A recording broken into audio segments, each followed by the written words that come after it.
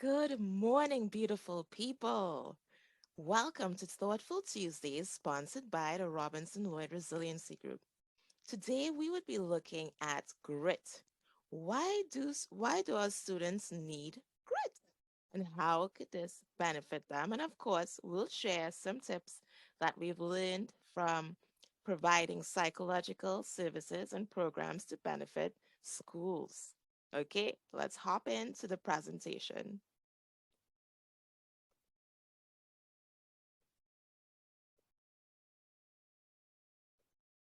How gritty are your students? And why does it matter? Today, you learn the definition of grit, why it helps to know your students' grit. We look at a case study, and I would love to see your comments posted below because your comments will help us discuss and review the following week. How the STARS process could help make it a part of school's culture. Okay, what is grit? According to Angela Duckworth, grit has to do with perseverance as well as passion for long-term goals. And I'm just going to make sure that we can see the entire slideshow, right? We use the grit scale also provided in the link below so you can take a look at how gritty you currently are because this is something that, of course, might change. Why it helps to know your student's grit. So this is a sample of what we did for our 2019 cycle. We always look at four matrix. This matrix you could see represents the grit scores of our elementary school students. So typically grades 3 to 6. So you're looking at typically 8-year-olds to 12-year-olds. So here we have the grid before, which was 3.39, and you're looking at it averaging out of 5, right? And after the program, the Resilient Stars program, which is a more socio-emotional based program to teach skills, after the program, they got 4.1, right? Now, what do we provide and know? We use aggregate reports for schools, which is like an average of all the students who participated in the program. And we are really excited. We are able to now provide parents with their individualized reports showing their children's growth. What always excites me would be when students light up when they see their progress, right? It's kind of like getting a report card. You worked really hard and you could see how your grits improved and the other metrics that we measure. It's a useful asset or tool for increasing graduation rates, right? The more determined and passionate for long-term goals, a long-term goal would be college, right? Or, learning a skill or trade to be able to provide for one's family, provide for the community. Right? So it's very useful to have. We're going to look at a case study. We're choosing an eighth grader from a blended family. He has a stepfather, which he does not acknowledge. He runs the streets at night and enjoys petty theft. He's great at basketball. His coach said that he could get a scholarship once he is gritty enough to keep it up. And, he came to me with a group of his friends, all boys, to share something. He shared that he cries all night, every night, no matter what, and there was nothing to shake it. His friends shared the same thing, right? Their connection was the fact that they were yearning for their fathers.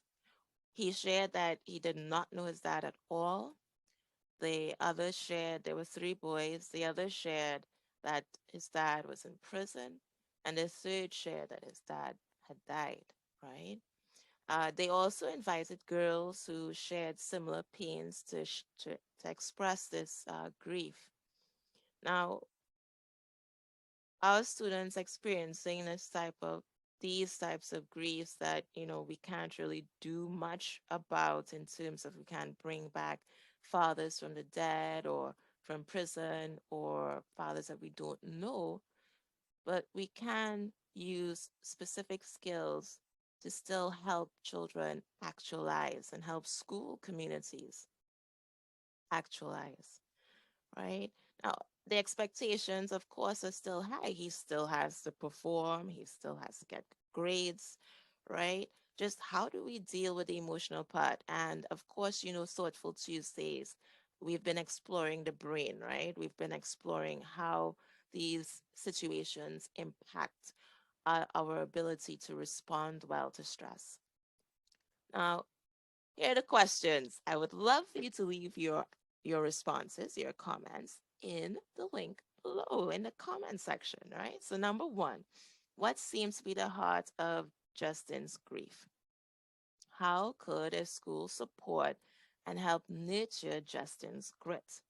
Why should schools invest in effective programs uh, today to help Justin achieve his goals tomorrow? Leave your comments. We will debrief next Tuesday. Okay, so the STARS process, it's based on psychological science, right? We use cognitive behavioral therapy, which is very effective, brief, because we don't have much time, right? In schools, children are there to study, and these are supplemental programs.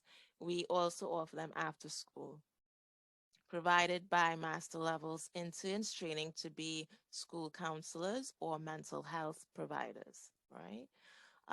Let's see.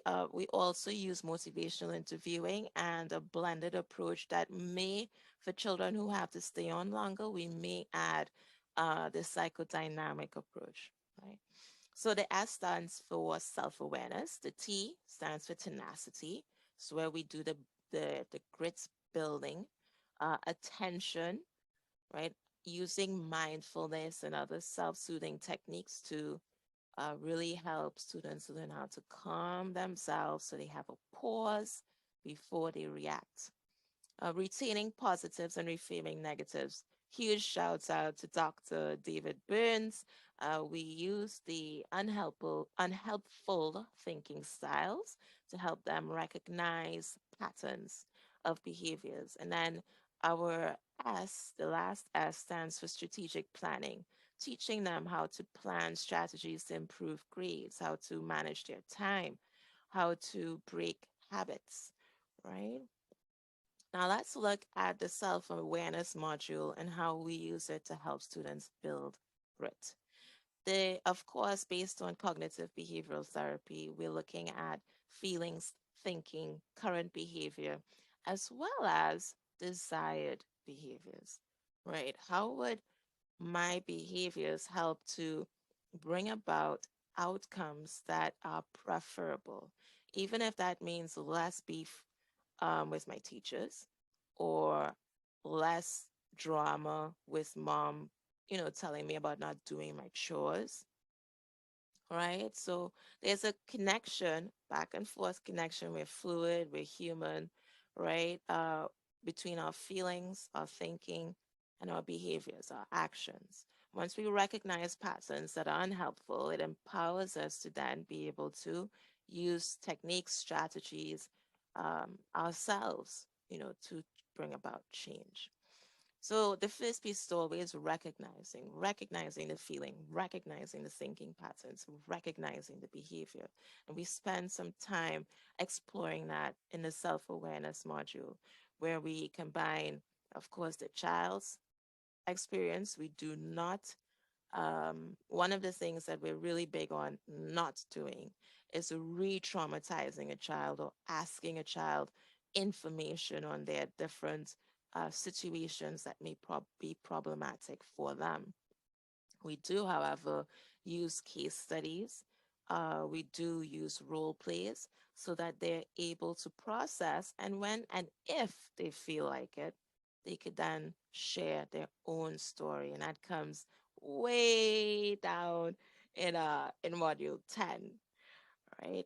Next, labeling, right? So we shared in one of the Thoughtful Tuesdays before that labeling the emotions were important. When Justin and his friends came, they wanted to put a label to all those symptoms. They're crying every night. Nothing could shake it. Even if they played games, they they would be present, but they're not having fun, right? There's like a depression has to do with just symptoms that we just, can't shake. Now, for the person looking on at the person experiencing depression, we usually have criticisms like, oh, the child's lazy, the child's disrespectful, rude. Uh, and the lack of energy is just symptomatic of the depression. Calling the child names, chastising them, trying to punish them. It's like, would you look at somebody with a flu and tell them that they're disgusting and punish them for having a flu? I don't think so, right? But we do it for people who are experiencing depression. So there's some way of, for us to increase empathy and understanding about these things, and stepping back, right? So, the label was really important for them to recognize that, hey, this is depression and it's something that I could actually get over, right? Because depression makes us feel helpless and hopeless.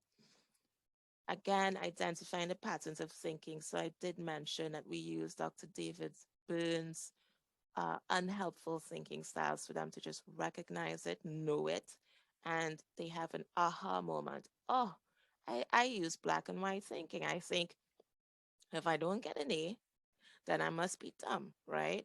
So an A why does an A mean that that you're smart or you're not smart? It's an indicator of how much you've learned, right? So they start to see, oh, I could just learn more. I could just improve my skills, right? It again increases hope. Then they assess the current behavior. Okay, so when you answer your teacher or you want to show the teacher that you know more than her or him, is that appropriate? Right? Although you're angry, is going on social media to blast your teacher appropriate?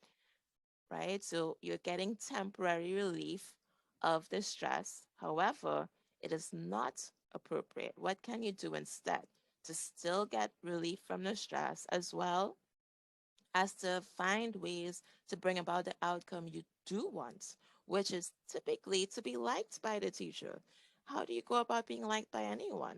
It's not by criticizing them, it's definitely by learning to say how you really feel in a thoughtful way and learning when not to say how you feel in a thoughtful way and writing down your feelings somewhere where you could actually put it on paper and begin to assess and change. Now, the desired behavior, again, recognizing that desired behavior is needed. That's where the motivational interviewing piece that we do comes into play, right? Because we show the incongruence between what's desired and what's actually happening. Uh, the feeling piece, processing the feelings. So we use the emotion cartoon, which was shared as well in one of the previous videos, where they not only recognize their feeling, but they recognize that they can choose how to feel, right? They don't have to choose to feel sad all day long. They choose to enjoy their friendships. They choose to do something positive, like playing basketball together, right? Processing positively. So this don't have my dad in my life. What do I have? While I still recognize the grief that that causes, what do I have? And if I could start focusing a little bit more on the things that I do have, even though the thing that I don't have is always going to be present, I'm able to build my resilience. They're able to pause. To pause, remember we spoke about the brain, that flood of emotions, the amygdala communicating from the brainstem, communicating that fight or flight the stress, the emotional brain, and the survival brain taking over and really blocking access to the thinking brain or the smart brain. We want to be able to create an opportunity for pause. Now, pause allows us to say, okay, I've done this in the past. I don't wish to blast anybody on social media. I'm just going to write in my journal, or I'm going to draw, or I'm going to go for a walk or run. I'm just going to breathe, right? And I'm going to ask myself, is this really worth it? If it's not, move on, right? And then implementing. We we have to be able to actually implement the current behavior, the desired behavior, right? And so when we implement, the students using their coaches would be able to get instant feedback. So hey, guess what? I did the experiment.